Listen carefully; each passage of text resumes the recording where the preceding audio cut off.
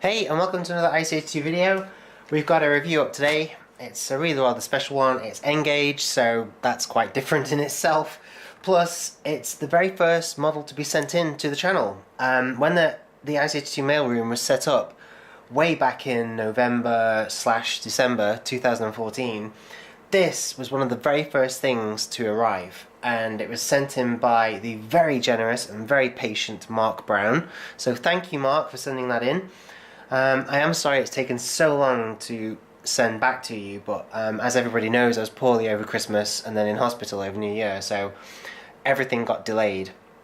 But I'm here, I'm getting it done, so I hope you enjoy it. Before I send it back to you, I thought I'd just do a quick review on it, in case anyone's interested. It's absolutely gorgeous, folks. It really is nice. It's in really, really nice packaging. Dapol have been churning out some great stuff of late. This is their latest, well, I don't know if it's the latest style packaging, but it's pretty recent. It's a lovely sleeve design with like a stackable sort of protective unit inside. You've got a sticker on the end here, which very clearly tells us it's a Class 52 Western in BR green with yellow ends, well, small yellow ends. And this particular example is Western Sovereign. The Westerns were all called Western something, so Western Champion, Western Sovereign, and, well, loads of others. There were 74 in total, built between 1961 and 1964, I do believe, at Swindon and Crewe. Yes! Crewe Works. So that's really quite cool. I've never seen them in real life. I've never seen one in real life. Or have I? Oh, hang on, no. I think at the East Lancs Railway I saw a Western. Was it a Western or was it a warship? I'm pretty sure it was a Western. I can't remember. But yes, absolutely gorgeous locomotives. A little bit of history on them. They were built to replace aging steam locomotives on the, in the Western region. As I say, 74 of them were built. They were Type 4s, which means that the power rating ranges between 2,000 and 2,999 brake horsepower. However, I did see an example that was less than that, so I'm not too sure if that's entirely accurate. The wheel arrangement is interesting and worth a quick mention. I made a little bit of a mistake in my previous video, thinking that they only had 4 wheels per bogie, but they don't. They don't. They have as many wheels as a Class 58. It's 6 wheels per bogie, but the classification is different. Whereas with a Class 58, if I just grab my Class 58, ta-da! There's the Class 58. Again, you can see 6 wheels per bogie. This is a COCO, which means that each individual axle is powered separately, independently of each other. With the Western, with the Class 52 Western, each individual axle is also powered, but they're connected via cogs and gears. They're connected to each other. As far as I understand it, I think I've got that right. I hope I've got that right, but I'm sure if I've got it wrong, someone will tell me. It's quite tricky. So this is a CC, and this is a COCO in terms of wheel arrangement. But the short of it is that they're really powerful. They're really quite strong, really fantastic locomotives. So let's get it open and see what you get inside.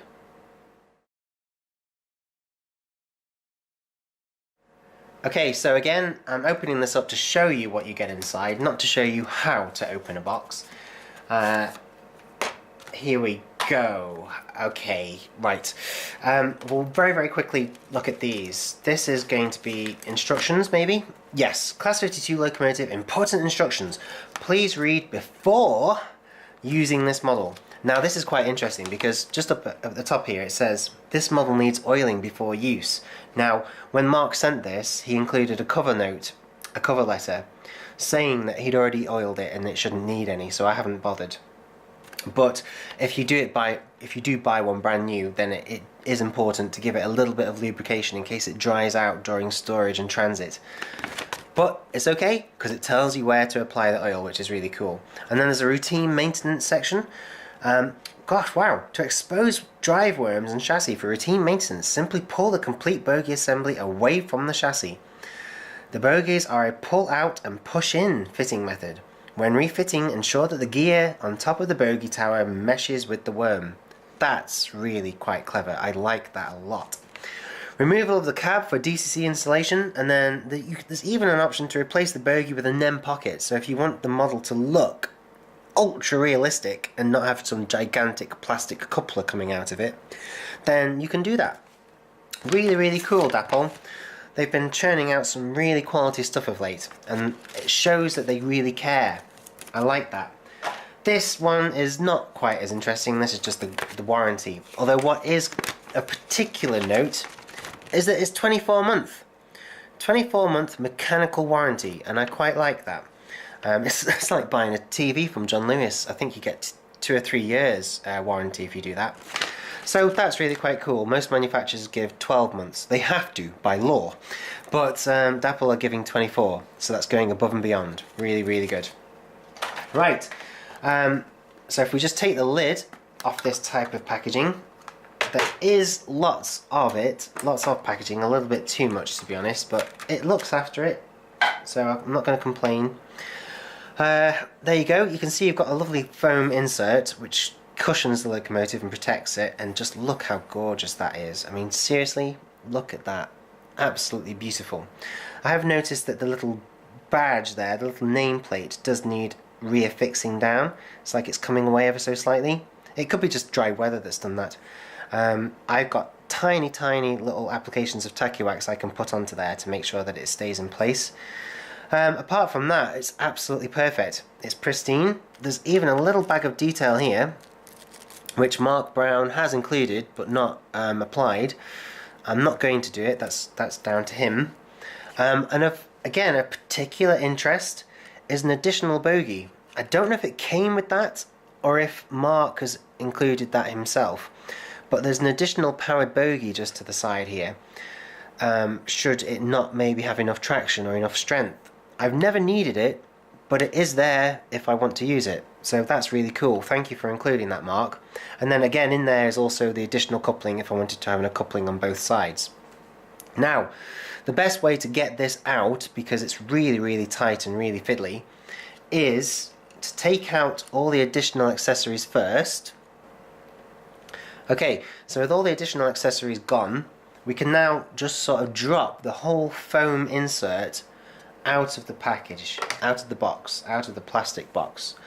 And then basically, it's just a case of really easily taking off this back panel, like that, and then just pushing the locomotive out of its cushioned frame. And that's it. So now we can put all the packaging and the details and accessories to one side. And there we have the Class 52 Western. Just wait for it to focus, it should do. There we go. I love that. The camcorder has switched from the background workstation to the locomotive. So there we have the Class 52 Western in N-gauge, and it is exquisite. I'm not joking, it's absolutely gorgeous. Just look at it.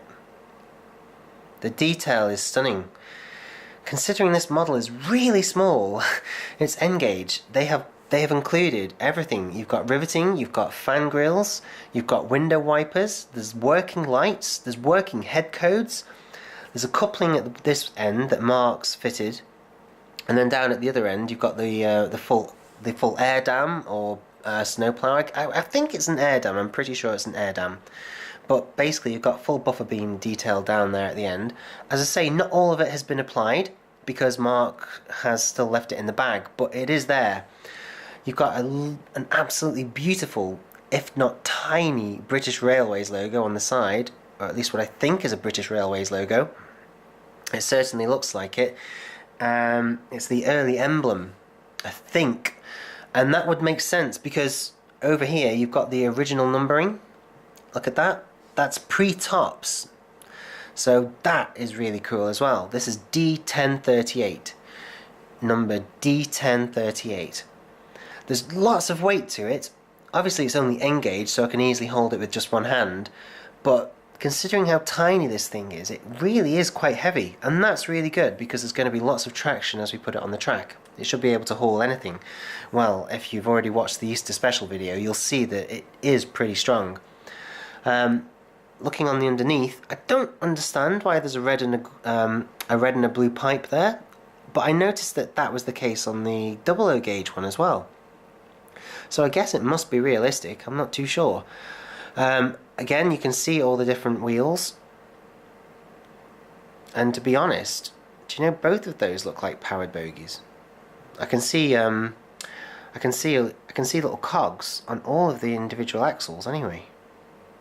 Very, very mysterious. Obviously you don't get anything like sprung buffers, the detail doesn't go to that length. However, you see this handrail up at the front, that's metal. Oh yes, I mean it's really hard to get the camera to show it actually because it's just so small. But that little rail just at the lower edge of the windscreen there, that is made of metal. Stunning, absolutely stunning. And in fact, I think that the little handrails just either side of the door, the cab door, I think they're metal as well.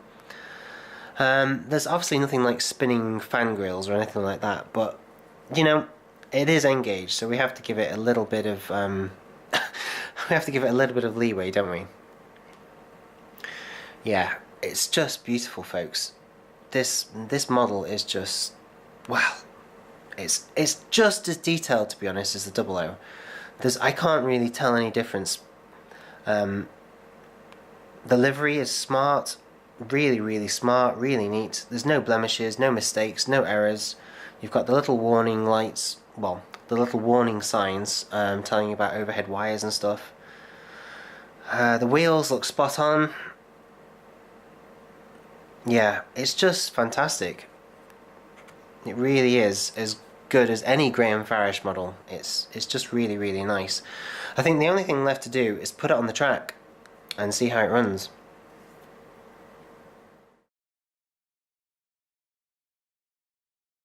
Okay, so here we are. We've moved the camera ever so slightly in order to get a reasonable shot as we put the Class 52 Western on this track. I do apologise that I've not got like a proper professional N-gauge layout. I think I might have to work on one because I'm doing more and more N-gauge stuff over time. But this will do for now. I just want to show you that it runs really beautifully, basically, and it makes a really nice grunt, like a really realistic grunt. If I can just leave that camcorder there, I'm going to try and control the camcorder as I control the locomotive as well, which is a little bit tricky because the locomotive is at one end of the desk and the controller's at the other, but I'll try my best. So there's the Class 52 Western on the track. I'm going to pick a direction and see if it moves. Yes, it does. Right, okay, here we go then. So this is going to be a slow speed performance test initially. Here we go.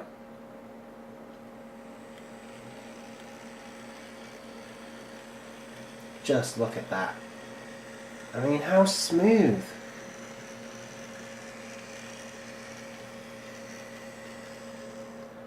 Okay, so return journey. Here we go then. I've got it going really slowly now. I mean, there's barely any power at all. So it goes behind the phone, behind the speaker.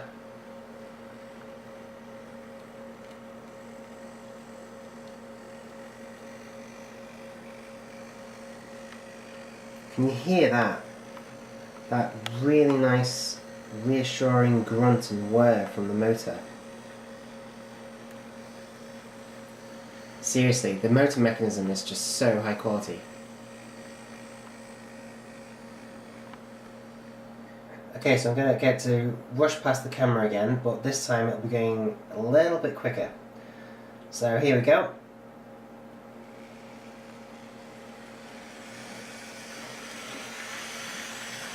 There you go, you can really hear the motor now. But again, it's not too loud, is it? It's just really nice.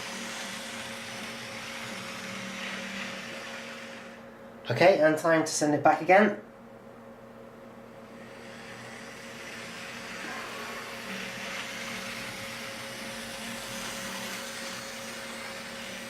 What do you think, folks? It's exquisite, isn't it?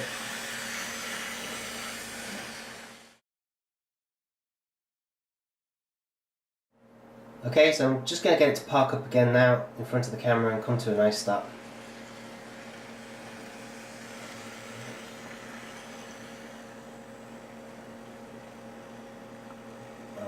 just run it ever so gently past the paints.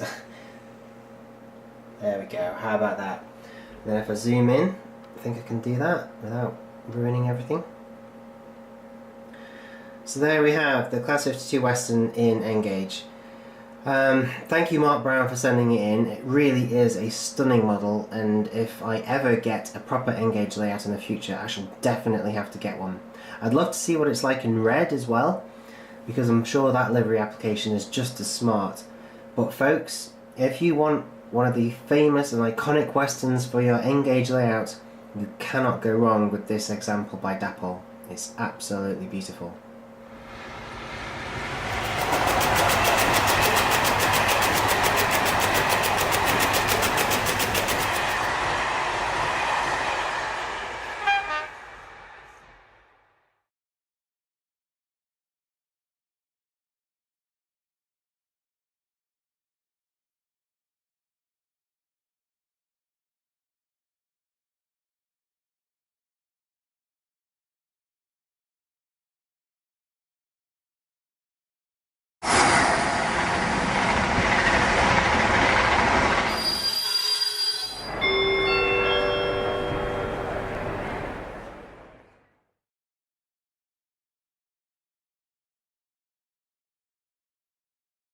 Hey peeps, and welcome to another IC82 review. No prizes for guessing what today's is. It's a Class 67 in DB Schenker livery. And I owe a huge thank you to Gareth for sending this locomotive in. You may or may not have seen the mailbox video featuring Gareth's parcel and his letter. Depends when I upload it. But if you haven't yet seen it, it means it's going to be on its way. Basically, Gareth has sent in quite a few Class 67s for me to have a look at, and included was this really sweet letter where he basically, look, handwritten as well, look at that, where he basically talks about how I did mention doing a review on a Class 67 at some point, but I currently don't have any other than the Royal Train. Yeah, I think the Royal Train, the Queen's Messenger, is the only Class 67 I currently have, and I did review that 4 years ago. This is a retooled Class 67. It's in the new style Hornby packaging, and apparently they are fantastic. Well, they must be pretty good, because I think Gareth owns, gosh, I don't even know how many he has. It's loads. He's got loads of them. He definitely loves them. So he has very kindly sent in quite a selection. In fact, I'll just quickly show you that selection. Okay, so if I put the DB Schenker to one side, there is also an EWS, and also a Wrexham Shropshire, and also an Ex-Arriva Blue. Well, I think it's still a Arriva, but they've just for some reason taken the Arriva actual logo off the side, and it's in that same sort of turquoisey blue that they use. So you've got one of those, you've got Wrexham Shropshire, and then the EWS. And out of this selection, I picked the DB Schenker one to do first. I will make videos on all of the others, and as I say, they feature in the next mailbox video, so definitely watch out for that, because these aren't all he's sent. He's sent in some other things as well. Right, well, so yes, thank you Gareth for sending this in. I'm just blown away, to be honest. I did say that I'd like to do a Class 67, and he said he wasn't too sure what to send in, so he sent in a selection, which is really cool. And he doesn't live too far away either, so I can return them in person, which is really good. A little bit of background information on the Class 67. They are a Bobo diesel electric. I'm not insulting it, that's the wheel, the wheel arrangement. So basically, both are an axle, start again. 2 bogies, 2 axles per bogie, and both axles are powered. It's a diesel electric, so you've got a massive diesel engine inside, which powers a generator, which creates electricity to drive the electric motors on each axle. Manufactured by Alstom in Spain. Not a Spanish company though, Alstom are French as far as I know. So that's interesting, especially when you take into account that the engine and transmission are actually made by General Motors. their electromotive division, the EMD division, which I think is the same company that's behind the Class 66. So this locomotive is a little bit Spanish, a little bit French, and a little bit American. Sadly, it doesn't seem to be very British, unlike lots of the freight locomotives we are used to on our railways. But that's a sign of the times. That's how things have changed. 30 of them were built. When I was reading up on them, I was absolutely amazed to find that only 30 have been built, because you see loads of them all over the place. I've seen loads. I see one nearly every day in Crewe, but there's only 30, and compared to hundreds of Class 66s. So I find that really quite interesting. They were manufactured between 1999 and 2000. They had a top speed of around 124 miles an hour, maybe a little bit quicker, maybe a little bit slower, depending on whether you're going uphill or downhill. The engine could kick out 3,200 brake horsepower, but only about 2,500 of that was actually usable by the time it got down to the rails. And of those 30, all of them are still operational, I'm pleased to report. Various operators, including Arriva, Chiltern Railways, DB Schenker, they've got loads. And I think there's even one by Serco, possibly. But I'm not too sure. They did have one a while ago, I don't know if they've still got it. So, it's this beautiful packaging that Hornby have started to do, which I'm really, really pleased with, because you get all this really nice information on the back. And it says Class 67. This one is Keith Heller. Keith Heller, I should have looked him up, shouldn't I? He must have something. He must be important for some reason. It says 30, yep, I've just said that. Manufactured Alstom in Spain, GM Electromotive Division, 125 miles an hour, 5,300 litre fuel capacity, wow. Originally designed primarily for mail, parcel and travelling post office services. Oh my god, wow, look, even number 1 is called night mail, and then number 4 is called post haste. I love it. However, their high axle loading restricted the routes on which they could be used, resulting in poor route availability. Oh gosh, oh dear. The fleet was originally allocated to Cardiff, Canton, and later to Towton and Bristol. Oh dear. So route availability 8 is actually really quite bad then. It means that they are restricted as to where they go.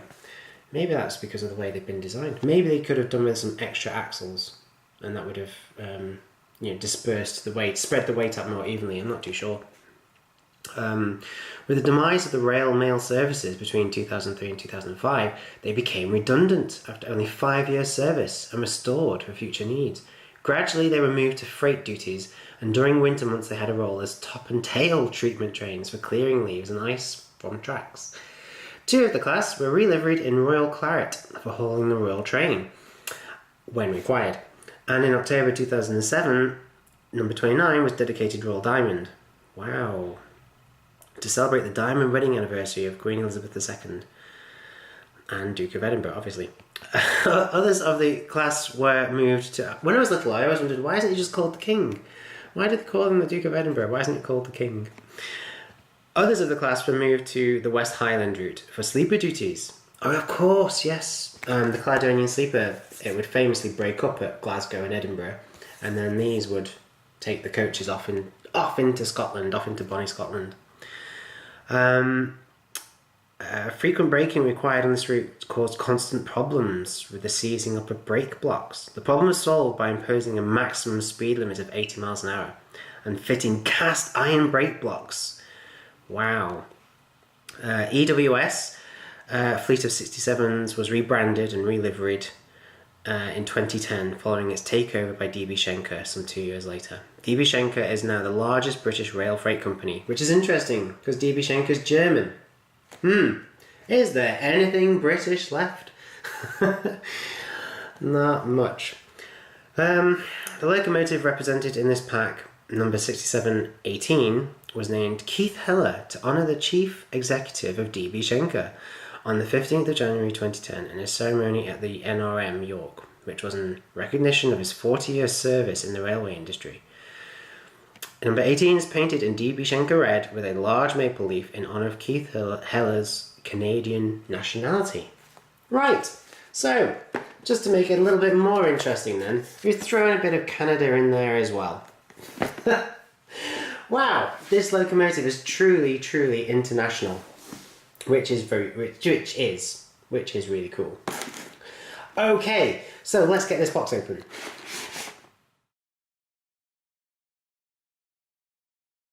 Wow, look at that. There it is. Locked away in ice. Let's just get out this central compartment, which doesn't want to come out. Ooh, quite a tight fit.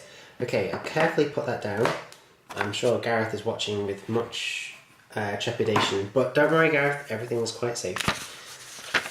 We look after locomotives here at Crew. We really do.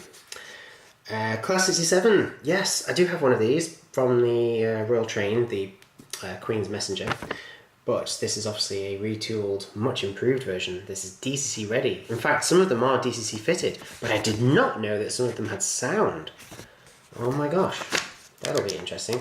Right, is anything different inside? So it's still talking about where to put the lubrication, talks about body removal, I think that's the same.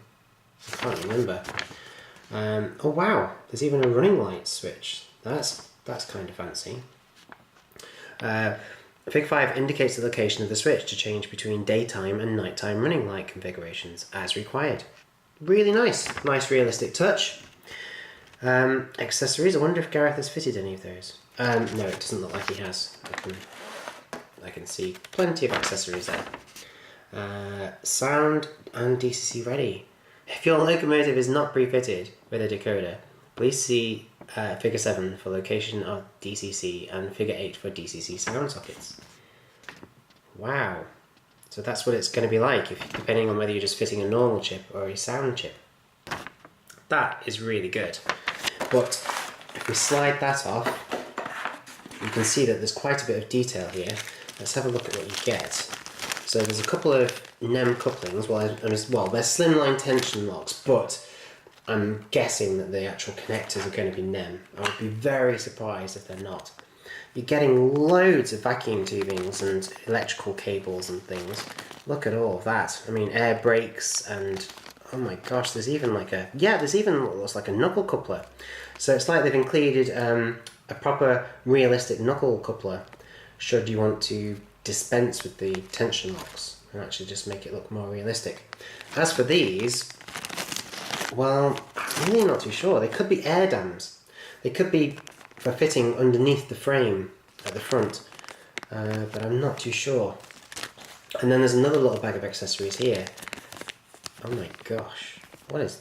Oh, the nameplates. Are they? Yes. Look at that. Do you know, this camcorder is so good at focusing. Look at that. Keith Heller. Heller? Keith Heller. I think it's Keith Heller. I'm not too sure. Apologies, Keith, if I've got it wrong. I really am terrible at things like that. There we go. Okay, so let's lift out this locomotive and have a look at it in closer detail.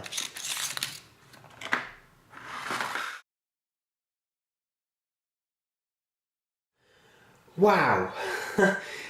The weight. Seriously. Gosh, it's heavy. It's one of the heaviest locomotives I've ever held. I mean, the Helgen Kestrel, the Hawker Siddeley Kestrel, that is heavy. But this is certainly a competitor. I don't know what the weight is, but it's several kilos at least. Oh my gosh, what if Hornby made this? It's like, have they made this out of lead with a bit of iron just for fun? Oh my gosh. I am not expecting to see traction tyres.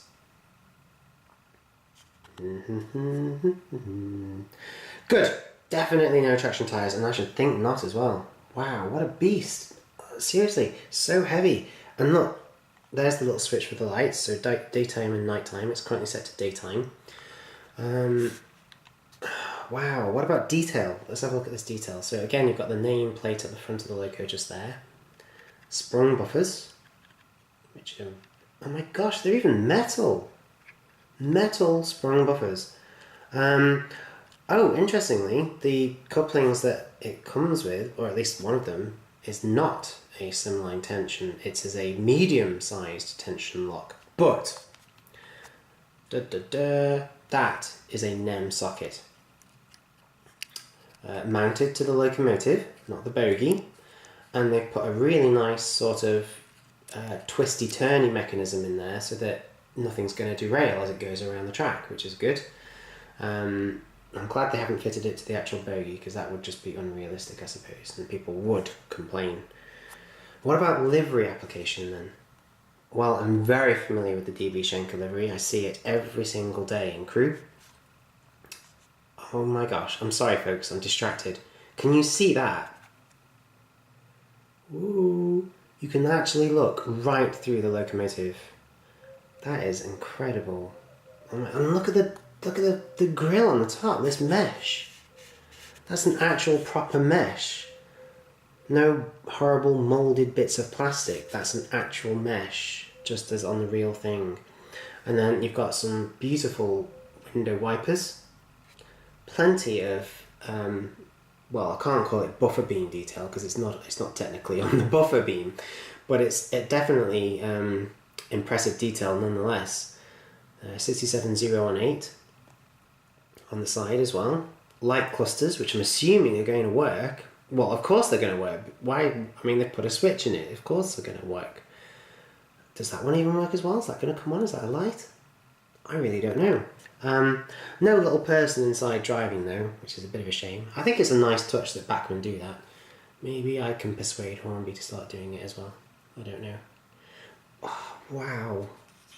Look at this. I mean, that's obviously something to do with the transmission, the engine. Well, the engine, yeah. That'd be the exhaust system from the diesel electric inside. Gosh, can you imagine that being weathered up? Now that would look good. I'm not going to do it though, because it's not mine, it's Gareth's. But that would look really good. Oh my gosh, this is so smart. They really have done an improved job. I'm so glad. This is the first time I've actually properly looked at one since the retooling. I mean, there's even quite a bit of underframe detail, look.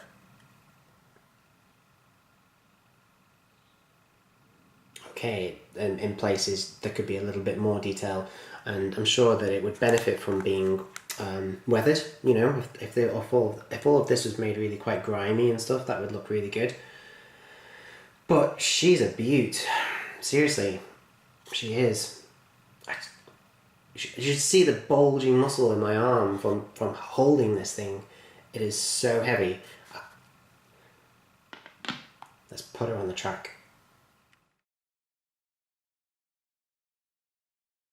Okay, so thank you for joining me over at the test layout. We're actually using the inner loop today, which in a way is a little bit more realistic, as in the UK most trains would run on the left.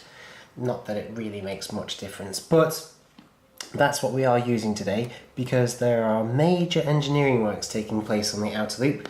Most of these sections of track are being cleaned and replaced, and so the outer loop is out of action. Meaning that we've got to use this one, but it should be fine. It's a pretty good loop. It's third radius, so it's perfect for testing purposes. The combi controller is plugged in. We should be able to give it a little bit of a wiggle. Here we go. My apologies, doing lots and lots of double heading videos has meant that the controllers are all over the place. So it's not the Gauge Master Combi, it's the standard Hornby controller we're using today, but I think it is plugged in and can give us some power. Whoa, yes. And wow, look at those lights. And what a mechanism. And the top one does light up. Oh, fantastic. Gosh, I'm impressed. Seriously, the rumble from that. Oh, it's so nice. Right, let's give it some juice.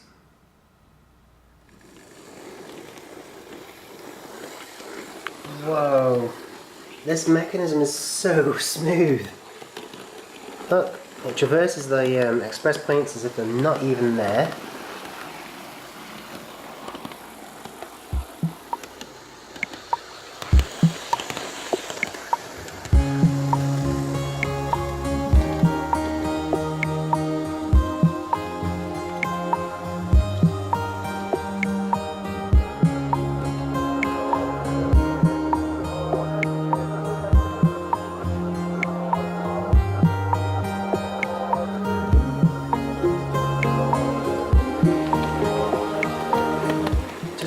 smooth that's running. Have you seen that?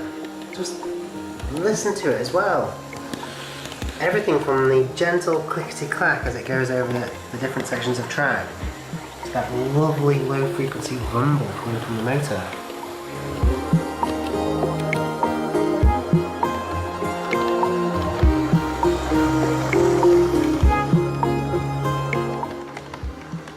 Remember, watch for the lights.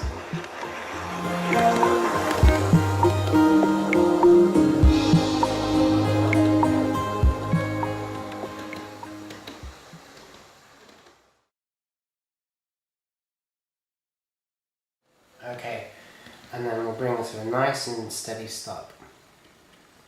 Oh my gosh, look at this slow speed performance. Look at that.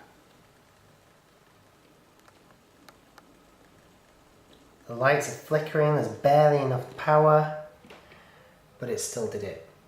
Actually, oh hang on, I just thought, was this one of the DCC fitted ones? Hang on. No, sorry, my mistake. It's the EWS one that's DCC fitted. This is just a DCC ready model. But wow, Gareth, thank you so much for sending this in and for sending in a fleet of them. I cannot wait to see what the others are like. This Class 67 by Hornby is exquisite. It far exceeds my expectations. I knew that the Class 60 was good. I've heard lots of rumours about the Class 60, but I had no idea it was this good. Ash, my good friend Ash, who runs one of the really popular YouTube channels, he loves the Class 60, and I've yet to do a review on one. I know, I am sorry, but there's just so many to buy.